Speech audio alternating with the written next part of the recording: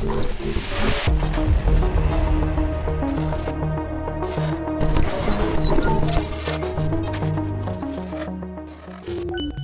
you, everyone, for taking the time to be here.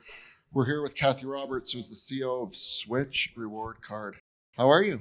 I'm fabulous, but that's my own opinion. So, Well, I've known you for about an hour now, and I think you're pretty fabulous. thank you. There's going to be a lot to talk about. There will be questions from the audience in the end, but we'll do our best to cover as much as we can. We'll weave in your experience with your past careers, but let's just start with what is Switch Reward Card? The Switch Reward Card we're extremely excited about because it's an instrument that would allow you to spend various currencies and various cryptos that you transfer.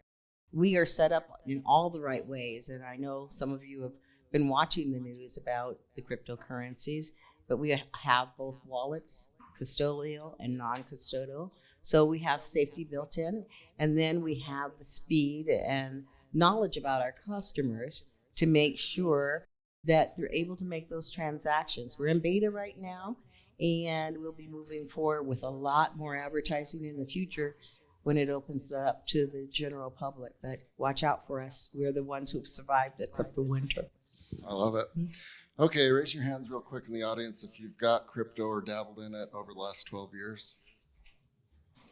Half, a little over. Does anyone find it quick and easy and efficient? All right. That's not the history of it. Right. Yeah. Okay. You know a lot about finance and money and how people interact with their money because of your background. Give us as quick as you can, while covering it all, kind of your previous careers and what led you to this role here. Sure. We talked a little bit about our previous careers, and I started for Christmas at Sears, Roebuck and Company, and I thought, looking at the audience, I wonder if anybody will remember what Sears, Roebuck and Company was, but it's a large retailer. It became a huge conglomerate, and in doing that, they picked up things like Dean Witter, which is no longer a common name. But underneath Dean Witter, they put all these financial companies. Discover Card was one of them. And when the Discover Card started, I was one of what they call a donor, and left Seattle and went to work in Chicago to go to work for them. And over time, I worked in probably every sector of the card company. And I always set my sights pretty high. And I I think when I initially came, when I ran the payroll one time, I'm like, I think I want to be one of those guys that runs the place. And so by the end of my career, I did end as the president of Discover Bank. And early days of Discover, it was the brand new kid on the block. But when I left, it was 6% of the United States as far as credit cards. But that was $54 billion portfolio. So. Yeah, the Sears Roebuck that I live in a generation that I barely remember part of it, but I do remember when that catalog came. The catalog, yes. I was very young, but I remember circling stuff for Santa. Pretty much everything, right? Like if you go to garage sales, there's a lot of stuff branded Sears Roebuck. There are houses branded Sears Roebuck. There are probably chickens that were hatched from chickens bought at Sears Roebuck. Absolutely. Yeah. And then obviously there's the Sears Tower and all of that. And I would imagine most people don't know that Discover Card was one of those, right? Like a big conglomerate with tons of money. They're like, what should we do? Oh, let's do financial services. Yes. And, Sears also offered a credit card. And so the idea behind doing Discover was the fact that they already knew how to do credit. They already knew how to print a credit card. And what could they do? And I always call this burning the match twice. What is it that we already do well that we can do again? And that's how Discover got on the list. There were other things on the list. Some of those companies made it, some of them didn't, but Discover Card became the largest one out of that. Yeah. And so you mentioned you were running payroll, and you could see that there was executives that made more than others, right? And you absolutely decided that's where you should be. Yeah. At one point, Sears Savings Bank was out in California. I'm in Chicago, but we ran the payroll out of Sears Savings Bank. So I'm going back and forth between the Midwest, and I think that first payroll I ran, I was frightened because I'm thinking, am I going to make it, or do we get everything done for that first payroll in January? But by April, when I saw that a lot of the executives finished paying for their Social Security taxes by April, I'm like, I think that I should be the president of this company. And yeah, everybody laughed because I was in HR. And then maybe a year and a half later, they were no longer laughing because I think setting your sights high is important. And I did. And I said, I'm happy to clean up a few of these HR issues and write your policies, but I would like to have that job. And one of the executives that I was speaking with said, can you do that job? I said, absolutely.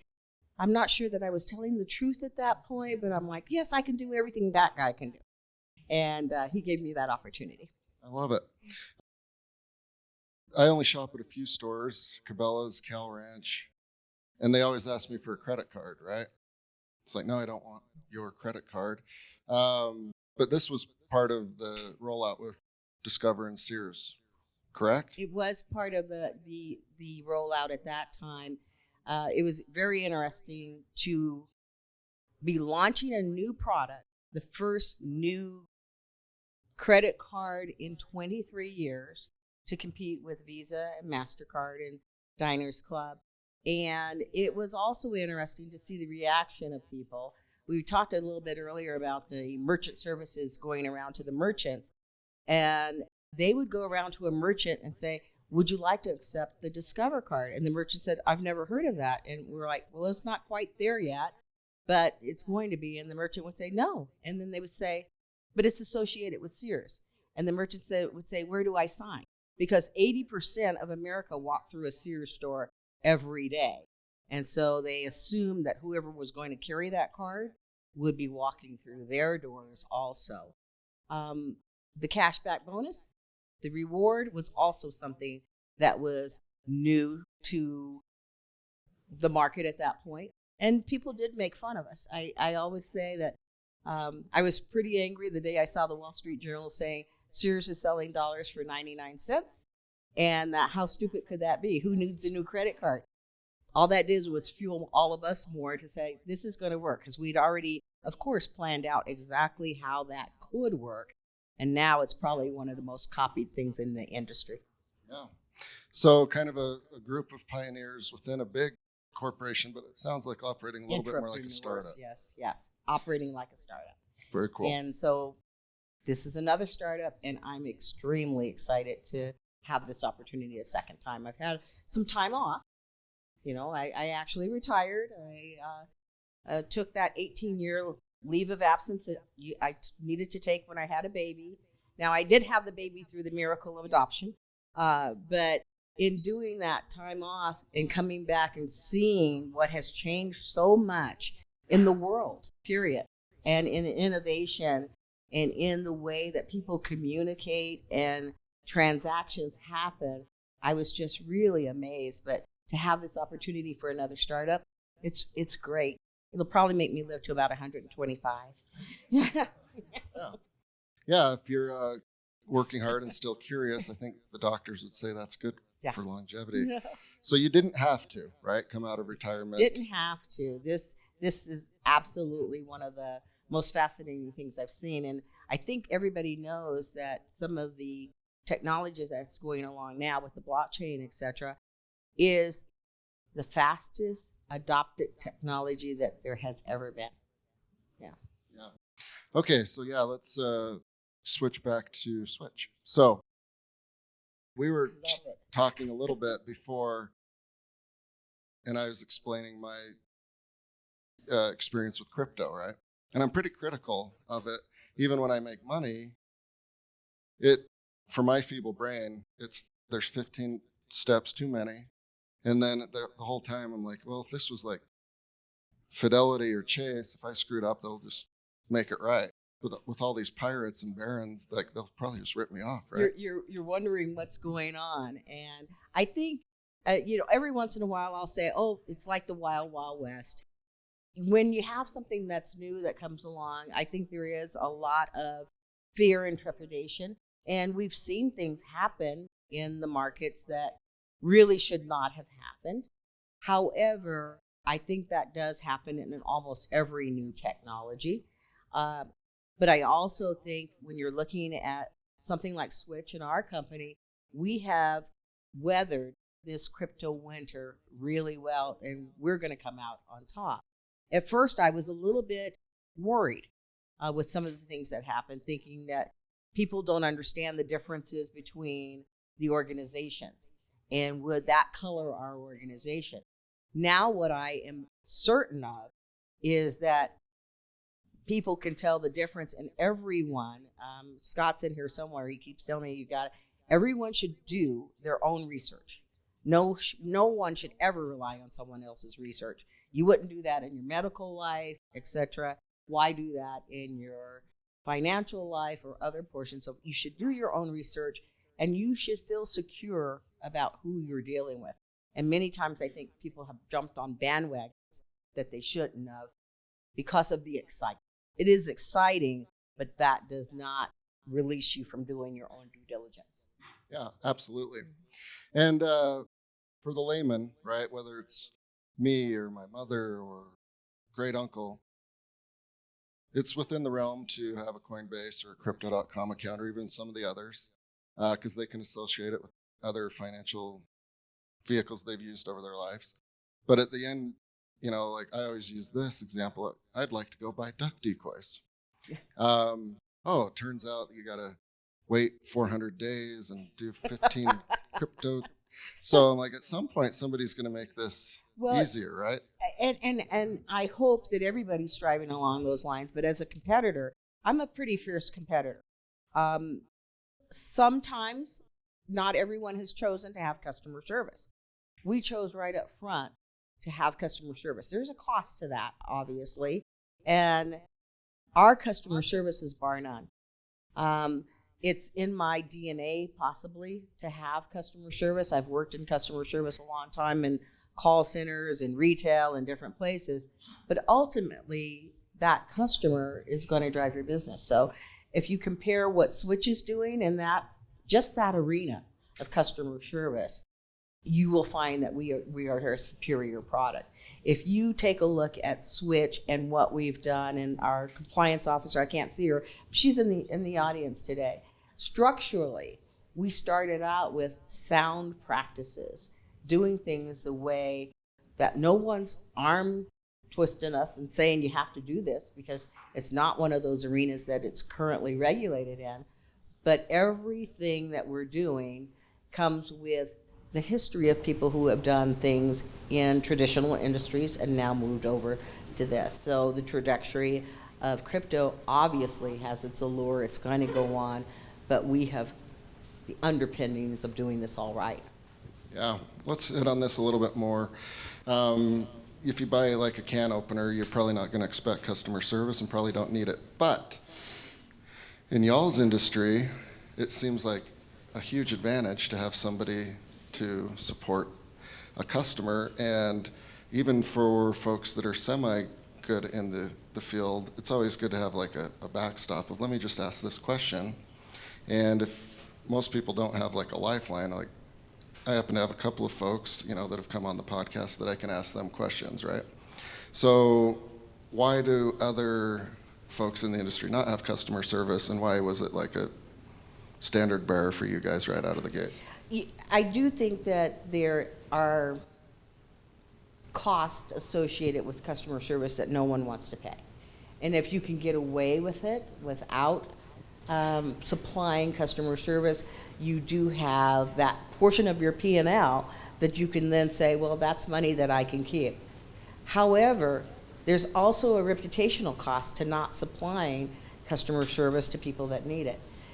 We want to be inclusive to people to use our product, come to Switch, and see it as a vehicle for various things in their lives. And that might include people that are very young. It might include people that are very old. But I have said to the team from the very beginning, I'll be the final tester. I want to be able to use it myself. And in parts of our business where we sell our node software, we initially thought I'd have an audience of customers buying those nodes that was fairly narrow. But I have sold nodes to an 80-year-old man who didn't know much about computer, but he could see the value of going for it. He needs a customer service agent. So part of this is reputational, if you ask me, and part of it's paying attention to your customer.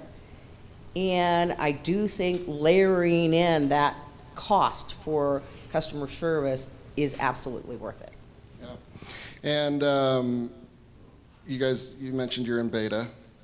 The customer service so far up to this point, what are some examples that, without like an analytics dashboard where it's like, oh, there's patterns emerging on what people need help with? There are patterns emerging, and we do already have those analytics. A lot of it is just how do I move and through the processes of utilizing my card, signing up for it, opening the wallets, those kinds of things that maybe they've done it on another platform, it may come natural. If they haven't done it on another platform, it might not be natural to them. Watching their rewards come through, as this group in beta, they'll have questions about the rewards, because ultimately they see that as such a valuable piece. They watch those rewards every day, and they may have a question about that kind of thing. Yeah.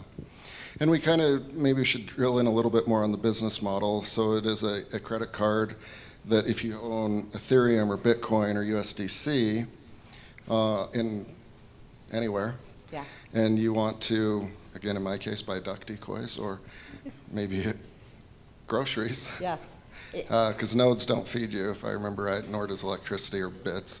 That's where you guys come in, right? You're right. It's a debit card, and you can hold your Ethereum or your Litecoin or Bitcoin, ultimately your Switch rewards in one wallet. When you're ready to spend them at the grocery store, buy the duck decoy, and there's some beautiful duck decoys. I've seen some. That you would then make the decision to move it from that wallet, trade it on the platform, and then move it to your spin wallet. And there are some really lovely security features that are involved in that, in your spin wallet, that type of thing, and go about with your life. But it won't take you 2 weeks to do that. Yeah, because I think that's the end result for most people, even the hoarders, right? Is like, at some point I'd like to buy a private island or groceries, right? At some point I don't want it in there. I'd like to use it. Right. The utility of it is important. Yeah.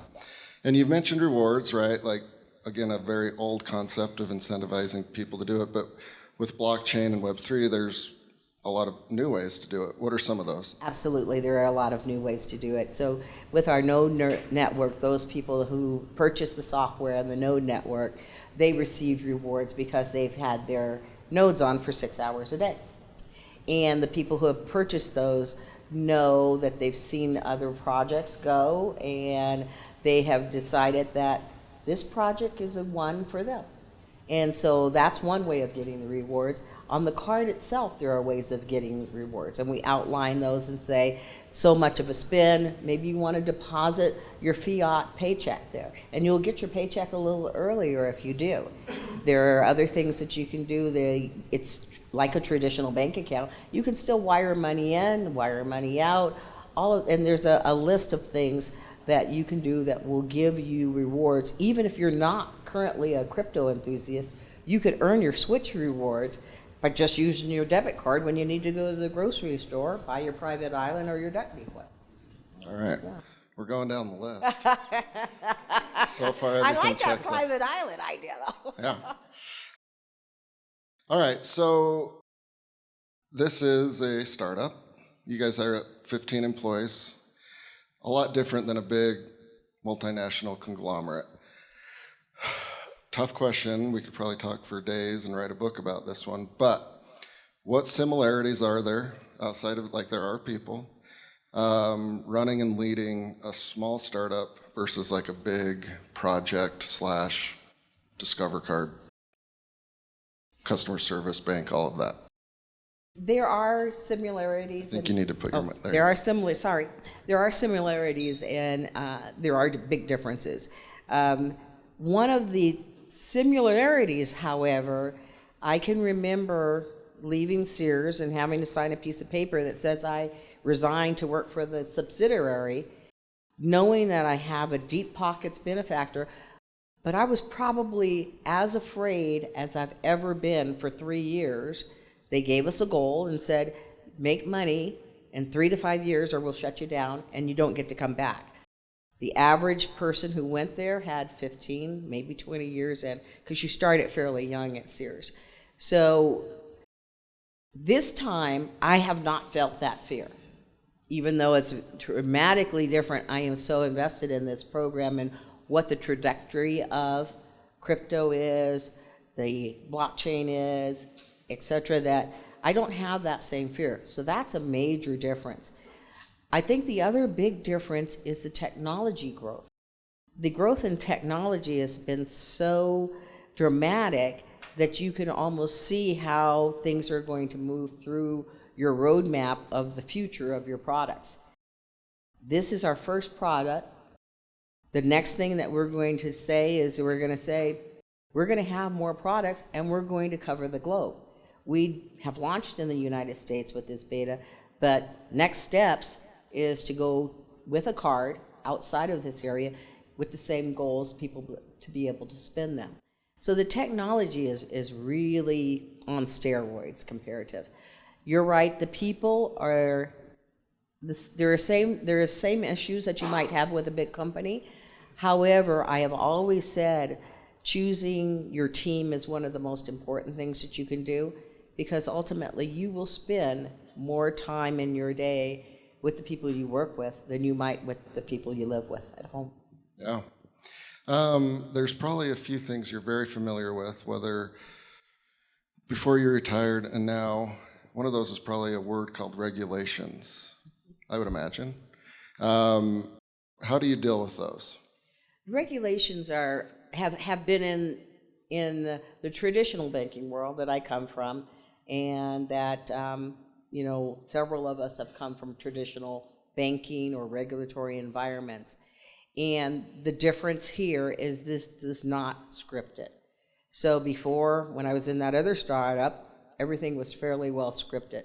You knew exactly what was out there, and they are developing. There's no reason to be afraid of regulation, however, especially if you're doing things in the proper manner. If you're doing something wrong, you should be afraid of your regulator. You should be. But we would think that encouraging the opportunity for a regulator to look at something or even come up with guardrails is a good thing, because we're going to be inside of those guardrails. And if they can stop someone who is outside of those guardrails, I think that's a good thing too. Yeah. With your role as the CEO here, I'm always interested, and it's usually never the same answer, of your division of time and where you're focused, knowing that you have limited resources in the form of people, time and money, compared to like maybe when you guys were humming on all 8 cylinders at Discover Card. Snapshot, typical day of where you're focused and how you work. That's a very interesting question. I don't have a lot of time where I'm not thinking about the business, to tell you the truth. And my focus is on ensuring that the team has everything that they need to do their jobs, because they're the legs of the organization that makes it work. I'm blessed to have people who have deep experience. Brad Wilden sitting here on the front with many years of experience with Zions Bank, traditional banking, commercial banking, those kinds of things. So making sure that everyone has the right tools is really important. But more important than that is I do spend a significant amount of time thinking about the future. What's the next project? What's the next product? Where on the calendar it is? How much research needs to go into that? And what's going to be the return to this community if we are to do those kinds of projects? Also, there's a significant amount in ensuring that things are going the way they should be going, and that those things that are going that way are secure. You're well networked and you have a lot of really cool connections of folks, right? As you were coming out of retirement and you were letting that network and those colleagues know, what was their reaction? I think people are always optimistic and happy if they've worked with you before or they've had an alliance with you before to endorse you again. And I did have a significant amount of time off, but most people have been cheerful and cheering you on. They're like, oh, that'll be exciting. You know, I've worked with you before, love to work with you again, or love to know more about your project. And I'm delighted that that's been the reception. Yeah. One more question along the retirement lines, because this is kind of a unique story.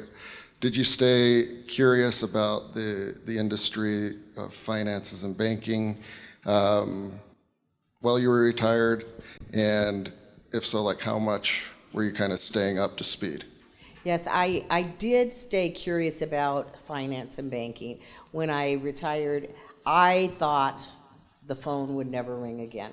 I was terrified. I always had thousands of people right outside my office to talk to or to yell at or whatever that may be. And I was afraid. I thought, I have that one son to yell at tomorrow once you retire. I don't have anybody else to talk to. And what I was surprised about is that in retirement that my phone didn't stop ringing. The phone did keep ringing. Could you do this project? Could you take a look at this? Can you come and take a look at this particular business? Not all of them were in the finance arena, but I did run a small trust company, small for the nation, but not for New Mexico. And in that, I worked with clients who have a high net worth, who are, you know, ultra wealthy, and that's a whole different clientele. So I never got off the list, and I was surprised that some of the government updates that I would normally sign on for, they kept coming to my email. So I kept up with the Treasury, I kept up with what's going on with the Fed.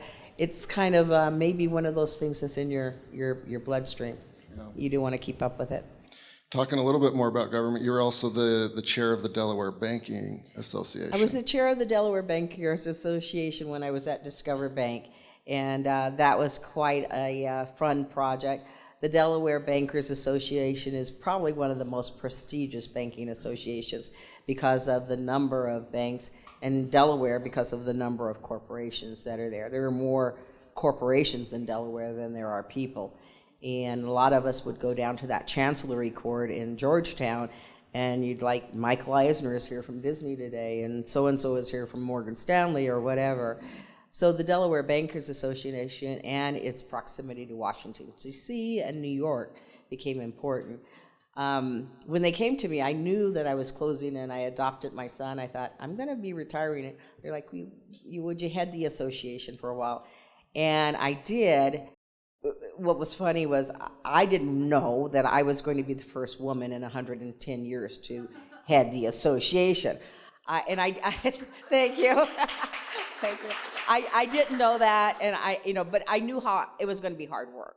And I knew all the other members, Wilmington Trust had trillions of dollars. My portfolio was $54 billion, but trillions.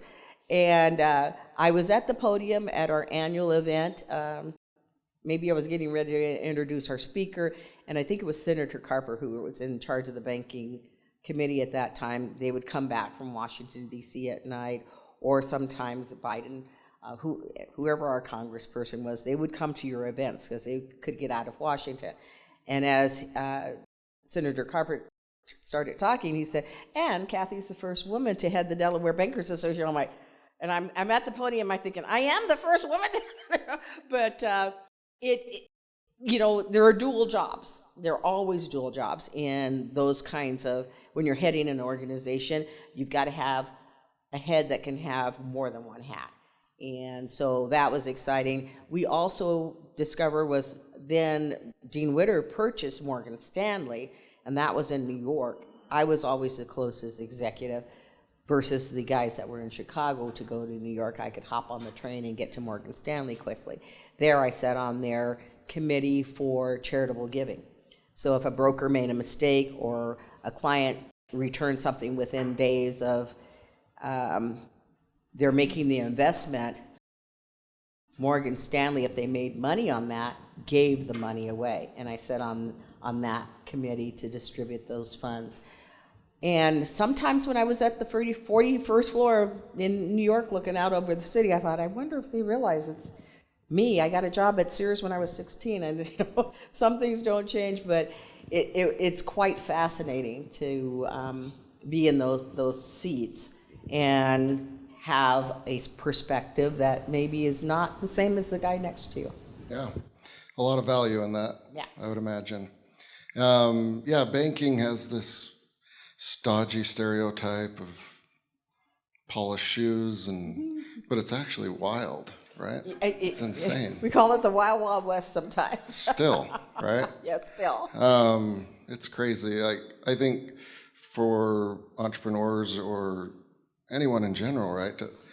If you talk to a banker, you'll realize I only know 1% of what you do, and there's lots of you. But it makes the world go around, right? You know this. It can. I think what is happening now is a huge sea change with crypto, which allows more inclusion than ever. Our traditional banks, I will say, worked to include only a certain profile. They might have excluded people, and that has changed over time. But this will allow inclusion in places around the globe that have not traditionally been there. And that is another passion of mine. Yeah, for sure. And, I think the ivory towers are, they're for sure being surrounded, and a lot of them will topple and fall. But, that's one of the things I noticed with your guys' product is this is accessible to everyone. It is accessible to just about everyone, yes. And, probably by design, and, making it so it's easy to understand, because it is a big learning curve. Anything with money and finance and banking is. I think the other thing is, if you talk to younger people today, I know that many young people have biases against banks. They don't like banks. They don't like the fees. They don't like how they were run. They don't want to go into brick and mortar. My son doesn't want to answer the phone. He wants only a text. Just the way that they move around the world is really different. And so not having to go to some place. I can remember one day I was out with my mother and I said, I have to stop for money. So I stopped at the ATM. And she got out of the car and she looked at the ATM and she said, well, you just got the money out of a machine. And I didn't realize that they were still walking into the bank and the bankers were still saying, hi, Mr. and Mrs. Roberts, how are you today? And to get whatever money they wanted. She had just never thought of using an ATM, had no idea they even existed. So, the world has shrunk, I will say that. And in that, innovation and technology has been a big piece of that. And I think there are generations now that will never look at traditional banking. Yeah. We're going to open up for questions in a minute or two, so get those ready and don't be shy. I'm 39. Obviously. Yeah. Obviously. I just want to get that straight. What is the roadmap for you guys over the next 12 months with Switch? The next big thing is that we are going to have a card on the international basis. And I know Jay is in here someplace. He may not want me to say that, but by this next quarter, it will be in beta. And we will have cards at least in parts of Europe and parts of Asia. We will continue to move around the globe. Some of that's a little bit more difficult because sometimes you have to look at the regulations country by country by country. But that's the next big thing that's coming.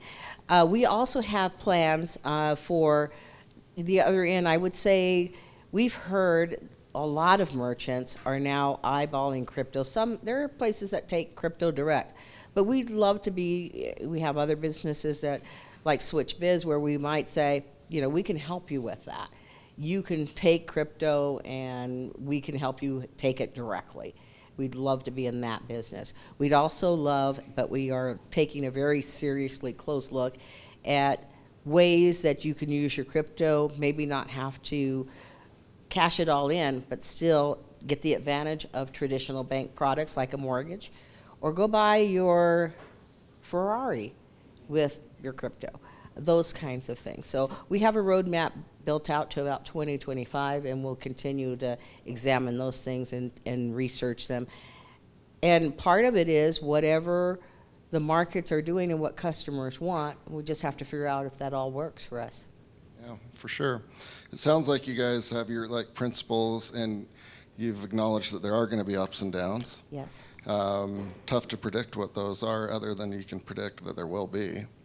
So you've got the quintessential, you're building the ship as you sail it, but you also have that North Star, it sounds like. We do, and even in our financials, we've built in cushions. As somebody said before I came to Sears, I thought a cushion was something I sat on. But, in our financials, we realize that there are going to be those ups and downs, and we have plans for that. I also think that the structure and the review of the product before you go into it is very soundly built. And doing that hopefully prevents you from making a bad mistake. Yeah. All right, we have a microphone in the back. Questions for Kathy? Raise your hand and we'll bring it to you. Hopefully I don't put you in too much of an uncomfortable position here. This is a big concern of mine in terms of the future of what Gary Gensler's doing in the SEC. In relation to crypto as a currency in competition with the US dollar and other currencies around the world. We're watching all the central banks roll out their CDBCs, right? How does Switch interact and play with the CDBCs, as they're probably more than likely going to come out at some point with their new Fed coin digitizing the US dollar, but I know they feel threatened by crypto. They feel like their ivory tower, as was well put before, is at risk. And, there's a lot of chatter and a lot of fear in the crypto world around the oligarchs and the power structures putting that pressure down on crypto and crushing crypto as a competitor to an international currency system.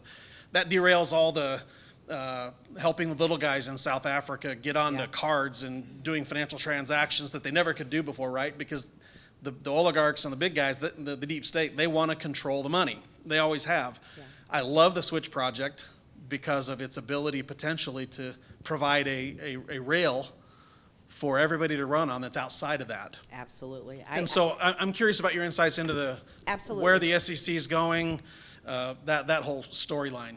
Absolutely. I was reading an article, I think just yesterday, on exactly what you were talking about and what the U.S. government is doing. I'm a little bit sad that the U.S. is lagging behind some of the other world places that crypto is being accepted extremely fast. I'm also a little bit surprised that there may be fear of the blockchain, but what you just described is the case. People will always want to cannibalize or try to control. I don't have a good feeling of how the government will react with their thoughts about the stable coin and that type of thing, and what the U.S. government will do. I do know that in their treasury, they have a huge amount of crypto already. I also know that all of the larger banks, for years, we were working together, and at first it was just Brad and I, and we would call around looking for places to help us with our project. And as soon as we said crypto, they're like, oh, no. And then over about a year, then we're like, oh, yes. And then I determined, just from my experience, that all of those large organizations probably had a few people in that back room trying to figure all this out. And now you see that has become true. Now you see Fidelity and JP Morgan Chase and all of these other people who were saying, no, falling right into a step. I do not personally think that a government can stop the flow of what's happening with crypto. I do not personally think that. I am determined, if it's the last thing I do, to see some kid in Mombasa who has a marketplace and has a phone. He might not have Air Jordans or a good pair of shoes, but he's trying to support his family, and he needs a rail or a way to participate in this market. I have friends who say, you know, travel the world, and they said, when is your product going to be available to everybody? Because I just was, I was in Kenya, and they need it in their marketplaces there. I don't want to carry a bunch of cash around, right? As part of our growth, we have talked about, just like any other company, how we influence people. How do we get to those decision makers in the United States, at least?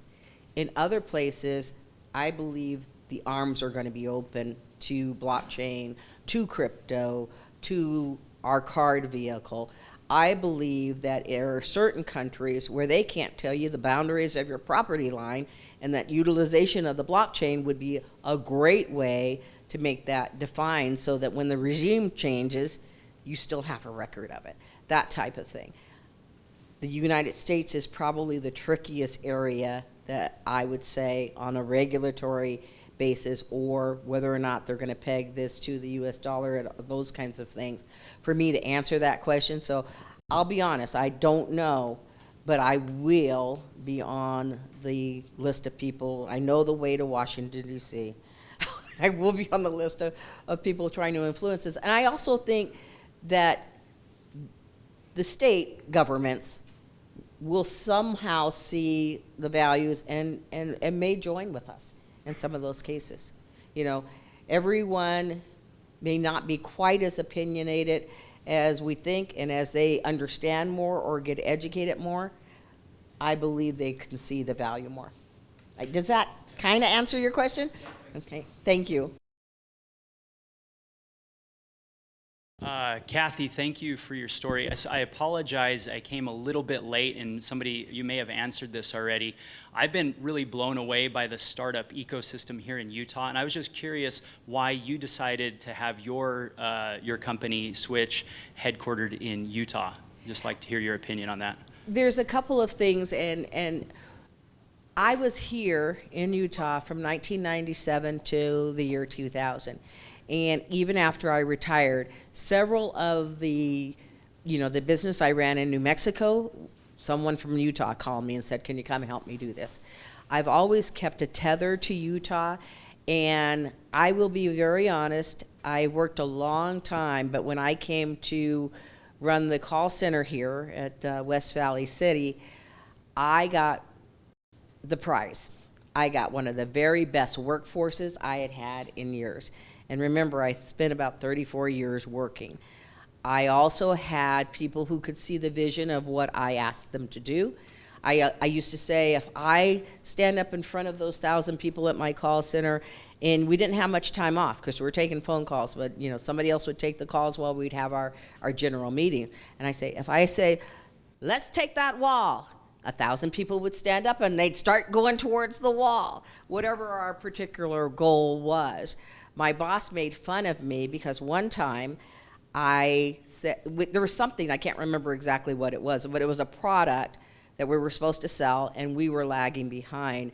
And I said to the team, I said, if we can sell X number of these products next month, I will come to work in my real hair instead of my wig. That was the price. The next month, they hit the number and they never fell under that, and I had to wear my real hair for one day. And my boss said, is that what you gave him as a prize? I said, yeah.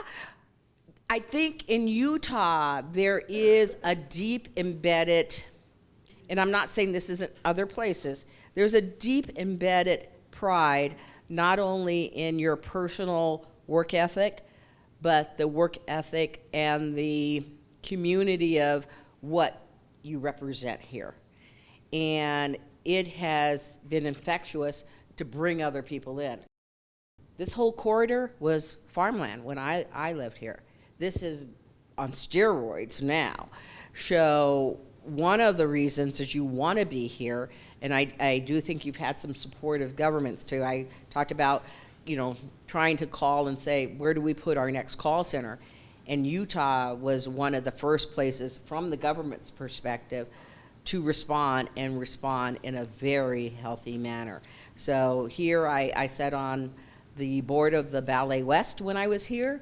It was not one of the things I wanted to do, but I'm like, okay, I can go down there and, let's figure out how to get more money for Ballet West. And you had a world-class ballet right here in Salt Lake City. I sat on the board for United Way when I was here, and the senator, your senator now, wasn't senator then, said, let's figure out how we can raise more money for United Way. We'd all get together. I had one of the largest workforces.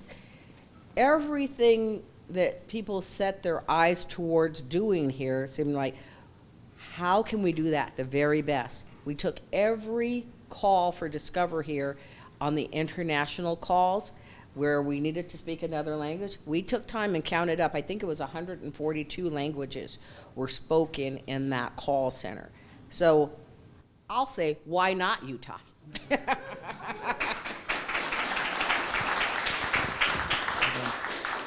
Probably time for one more.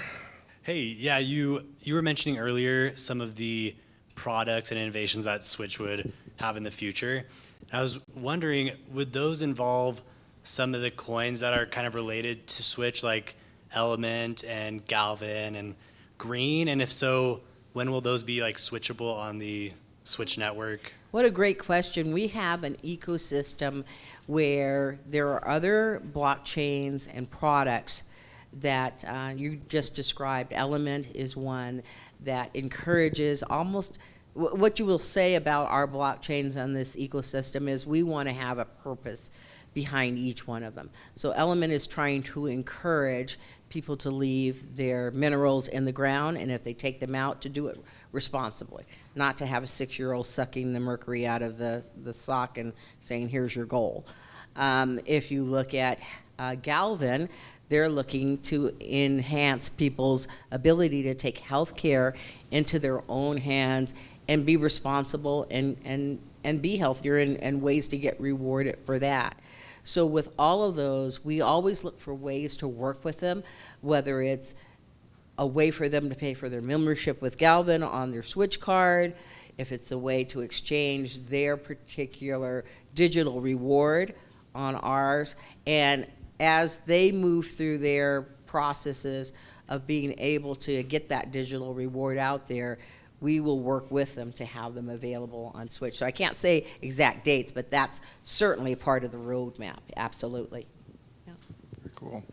Are you able to stick around for a few minutes? Absolutely. Okay. Well, it's been a pleasure. Thank you so much, Kathy. Learned a lot. It was great to come out at the end of the event less confused about what y'all are doing. So congrats on having a clear picture. And congrats to you and your team for all of your success, and look forward to what you guys do. Thanks for coming, everyone.